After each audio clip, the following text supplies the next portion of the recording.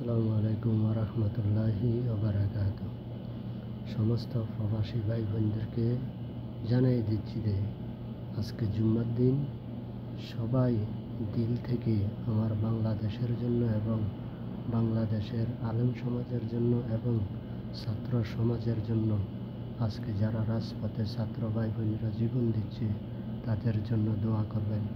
যারা শহীদ হয়েছে তাদেরকে যেন আল্লাহ জান্নাতুল ফেরদৌস নসিব দান করেন এবং শহীদি মর্তবা দান করেন এবং সমস্ত মানুষকে যেন আল্লাহ হেফাজত করে রাখেন এবং তাদের আন্দোলন যেন সফল হয়, এটার জন্য দোয়া করবেন।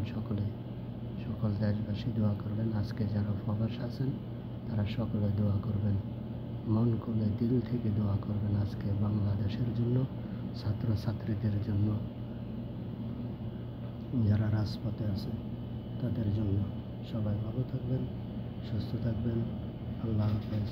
সবাই জুম্মার নামাজে আসবেন ইনশাল্লাহ। আল্লাহ হাফেজ। বাংলাদেশ জিন্দাবাদ।